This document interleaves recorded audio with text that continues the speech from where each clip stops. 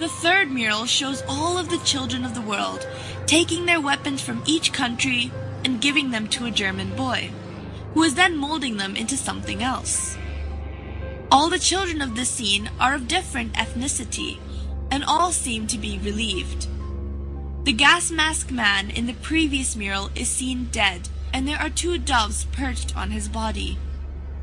The main emphasis of this mural is to show the return of peace after all the killings have taken place, and that there will be no more need for weapons in this perfect world. The final mural has a Jesus-like figure in the middle, who is holding a plant which symbolizes rebirth. All of the people are running towards this man with happy expressions. Animals are freely roaming, and everything seems to be in perfect harmony. This final mural alludes to a new Garden of Eden, where the world is perfect size, and everything could work together in peace after the genocide that has taken place. All in all, these murals, when put together, represent the formation of a new world filled with fewer people, and this is also the goal of the New World Order, which has been seen represented throughout various parts of the airport. The symbology of the airport can still be debated, but one thing that cannot be questioned is the fact that there has been a lot of mysterious construction work underneath Denver Airport. When first constructing the airport, there were originally 5 buildings, but out of the blue, the builders were ordered to bury the buildings underground because they were supposedly built wrong.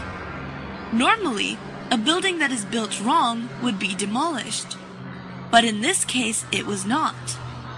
This allowed for an underground base to be created.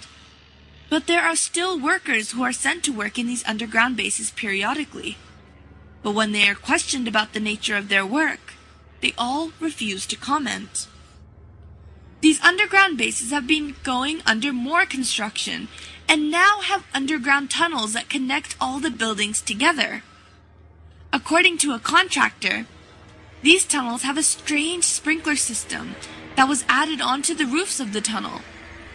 But this sprinkler system has no valid use, as these tunnels are concrete and underground.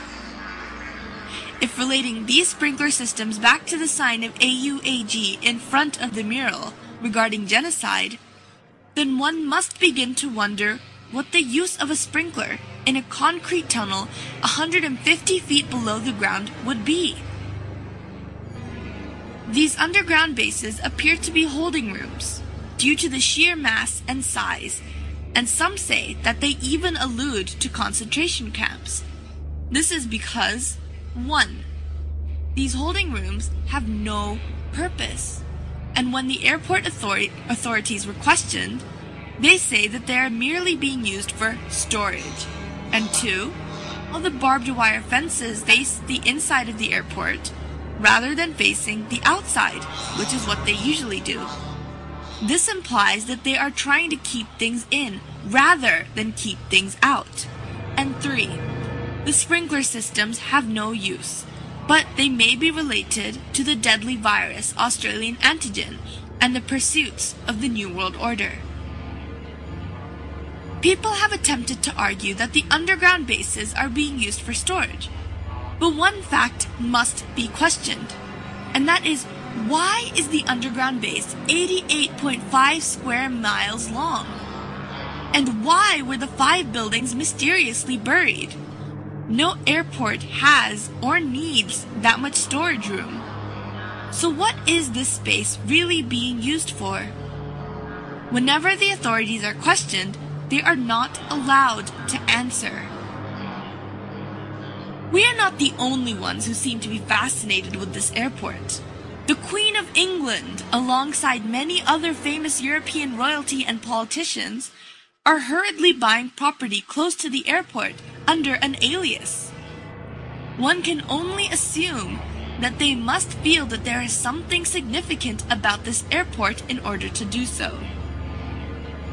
It is very easy to dismiss a conspiracy theory, but it is not hard to dismiss cold, hard facts that surround them.